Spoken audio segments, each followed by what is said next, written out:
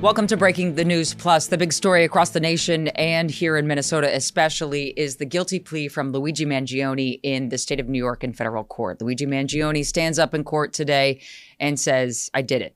I shot Brian Thompson in December of 2024. Talk about it. Lou Raguse is here, who's covered this case since December of 2024. Lou, why did Mangione say he did it? Well, the speculation, first of all, why he said he did it, like his motive, like right. Why did he kill Brian Thompson? No, why did he plead guilty now? Mm-hmm. And that, so pretty much the analysis is the same across the board, and that is that he's most likely to avoid life in prison by pleading guilty in federal court, or if he gets the life sentence, it'll be more comfortable in federal court than it would be in state court. Federal prison. Yes. Yeah, federal prison. So does this automatically guarantee that state trial doesn't occur? Because everybody is curious, will he get his day in court? And society sees that as jury, testimony, all that. Yeah, probably not. And that's because in the state of New York, there's pretty clear precedent that you can't be charged for the same crime in two different courts, like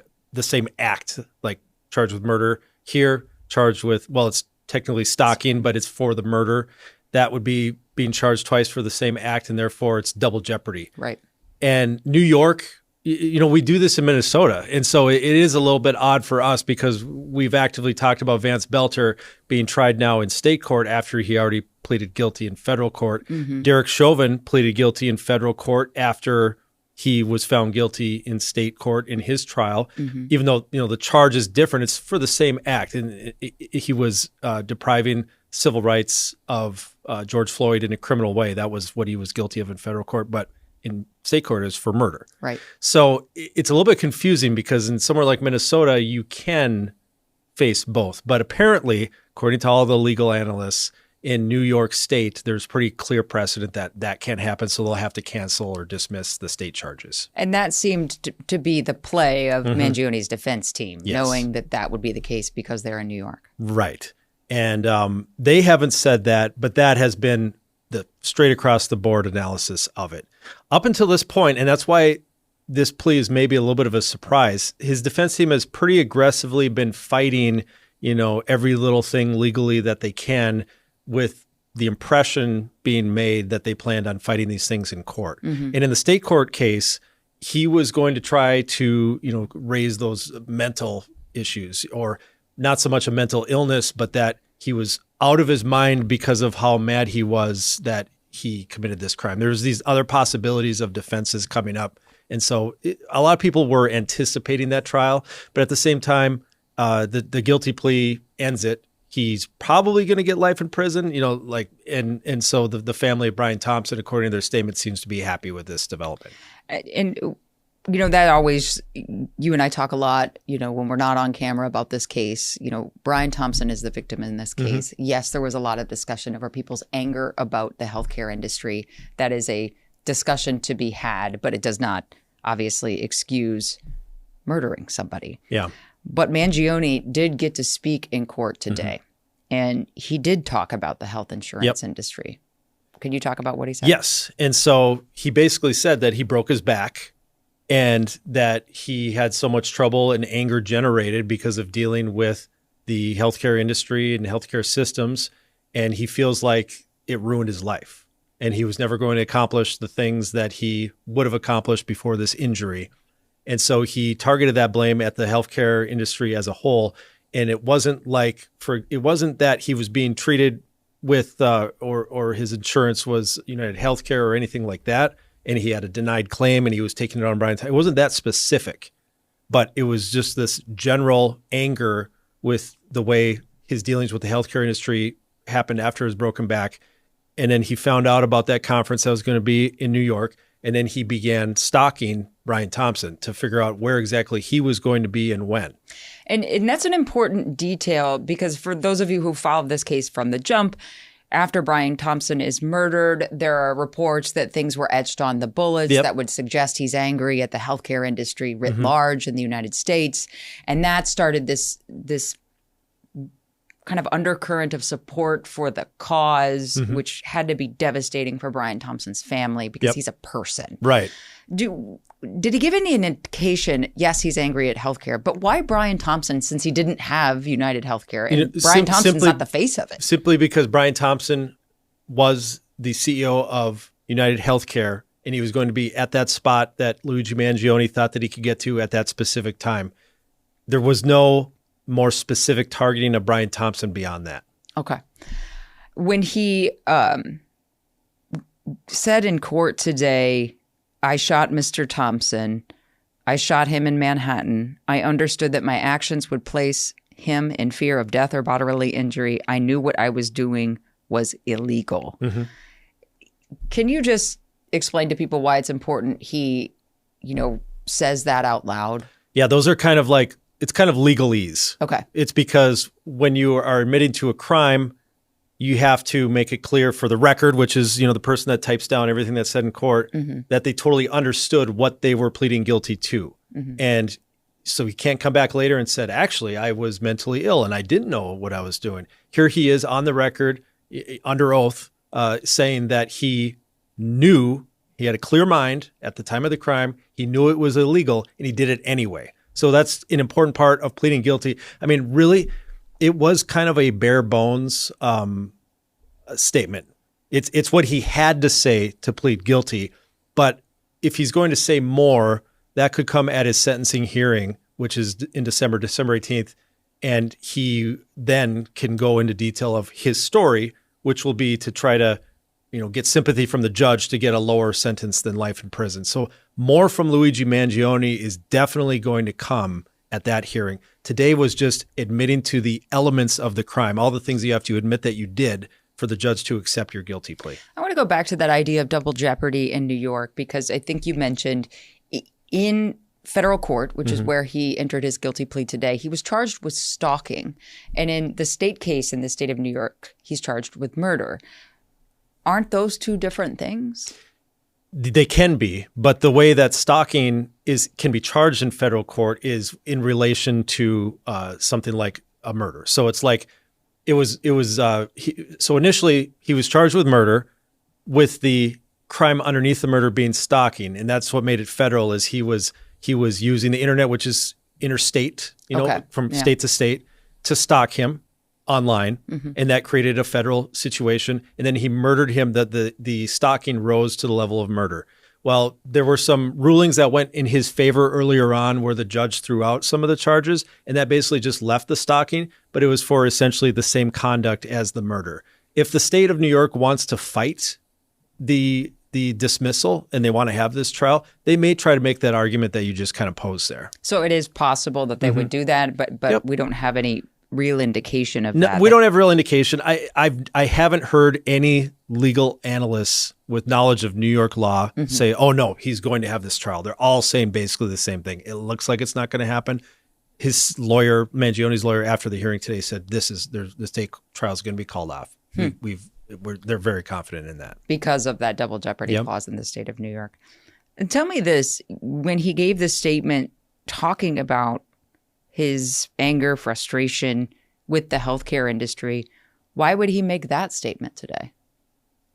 I think that the state wanted to, so he was pleading guilty to the crime of stalking, mm-hmm. but they wanted to put on the record that he's also admitting to conduct. And that's normal. So like in a fraud case, for example, in Minneapolis, they will accept a plea deal to like one count of wire fraud. But really, they were doing a lot more than just the wire fraud. So they come up with like a factual basis, which is like the little story of the bad things they did that they put on the record.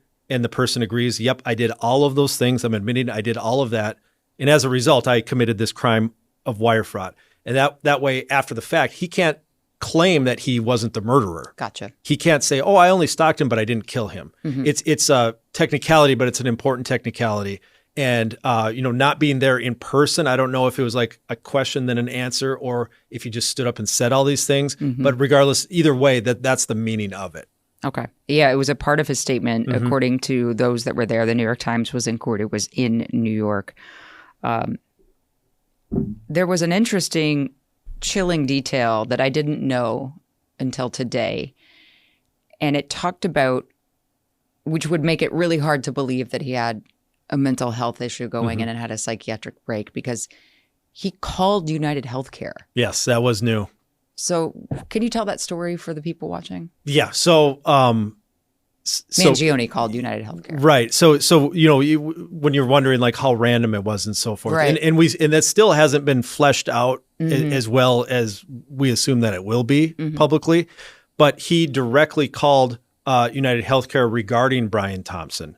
And so that made it clear that that's specifically who he was looking for and who he was targeting, and, makes it even more obviously premeditated, which is why they included that detail today. Yeah, he was, I don't think I have it written down here, but it was something to the effect of he knew that this conference was going on. So he called United Healthcare to get very specific details about Mr. Thompson or the where, whens, and he acted like he was an investor and they just gave him the information. Yeah. And United Healthcare, we did know prior to this that they were totally revamping the way that they do kind of their security and their C-suite security when the guys go to this, because the way that this played out was Brian Thompson just walked out of the hotel he was staying, walking toward the other part where the conference was going to be held. That's right. And that's why Mangione was waiting for him right outside that door. So we don't know specifically how United Healthcare relayed the information to Mangione, but they unwittingly supplied a little bit of information that helped him continue his plot to commit this murder. Absolutely. And I have no ill intent. It was just an interesting detail of the level that he went to carry out this brazen, horrific murder. Let's bring our focus back to Brian Thompson and his family. They gave a statement today. It sounded like they were present today. I saw a few photographs, but they didn't speak. And very emotional in the courtroom, according to all the reporters who were there as well. Yeah. So, he has kids, Minnesota family. He and his wife, their relationship was, they weren't necessarily still together, but they were still very present in each other's lives. And I touched base with her on the day of the murder. And then, after the first couple of days, no longer had contact with her as the, United Healthcare kind of seized that. But, obviously very traumatic and shocking to them. And although they haven't commented on this part, you can only imagine how hurtful it is for them that Mangione has this level of support and fans that show up. But they hadn't been to any of the hearings so far before this one, but they're present in the courtroom, very emotional in the courtroom. And what they said afterwards was, kind of couching that we know that there's still this legal process in New York State that needs to play out. And there's also some charges in Pennsylvania where he was arrested. So they're like, we can't, because of that, we can't say too much, but basically, it's an important step towards justice for Brian. And we are thankful that they are pursuing life in prison and thankful for this, the work that was done to get to this plea deal today. Yeah. I mean, for a year and a half. And when I say plea deal, they didn't offer him a deal. Correct. Yes. He doesn't know what his sentence will be because the judge could go all the way to life. They'll both get to argue. One thing the judge did point out, which is, it's notable. So, in Minnesota State Court, there's sentencing guidelines that the judges have to follow. Federal court does have guidelines, but they're called non-binding. So the judge doesn't have to follow them. If they go too far outside of them, the person might have a better chance at appeal if the sentence doesn't match other people that have done similar things. But the guidelines for this stalking that he's pleading guilty to in his criminal history, which is nothing, would be between like 24 and 30 years. So the judge noted that. She said, for the record, that's what the sentencing guidelines are. Of course, they are non-binding, and the judge can go all the way up to life in prison if she wants. So she put that on the record today. Yes, which is normal during a plea hearing. They state what the sides think the sentencing guidelines would be. What is he going to argue for? I would assume he's going to argue for the guidelines. Yeah, a 24 to 30-year term. In federal court, you serve 85% of it. So he's 28 years old right now. If he got out of prison in 20 years, he's still a relatively, 48-year-old man. So that would be a best case scenario for him, obviously, and that's what they're going to argue for. And the federal government's going to argue for no less than life in prison. I can't get the image of his family sitting through that, Mr. Thompson's family sitting through that, because to go through the last year and a half, not really having the whole conversation centered on Brian as a human being. Yeah, but he rather really has been dehumanized in the whole thing. But by Americans' frustration with Right. healthcare, that's not fair. And I've talked with people that have been at his son's soccer games, and Brian is, for as busy of a guy as he is, it can't be easy to make it to things, but he's there as, the typical Minnesota dad cheering for his kids at the soccer game, for example. And, with his growing up in Iowa and, just being just a real kind of Midwestern guy, like here, he's more humanized. Across the country, he's this figure of, being in the head of a corporation that sometimes has ruthless tactics, and that's how people see it. Yep. And then Luigi Mangione has been glamorized as a result. Plus, he's a good-looking young guy, and that in media criminal cases, that plays a role. The U.S. attorney made a huge point, though, in his comments afterwards to talk about, in America, we can debate, we can protest, but we can't murder. Nothing, vigilante violence is never acceptable, and celebrity is never acceptable in murders. Right. He said Luigi Mangione's motives were an attempt to draw public attention to his dislike of a certain business, but we live in a civilized society. We do not commit murder. Mm-hmm. Well, Lou, thank you for talking with us about this today. We'll check back in December once we get to sentencing. Appreciate your coverage. there'll be a lot that comes out on that day, so that'll be more where everything is kind of fleshed out and debated. All right, thanks so much, Lou, and thank you for watching Breaking the News Plus. I'm Jana Shortle. Have a good weekend.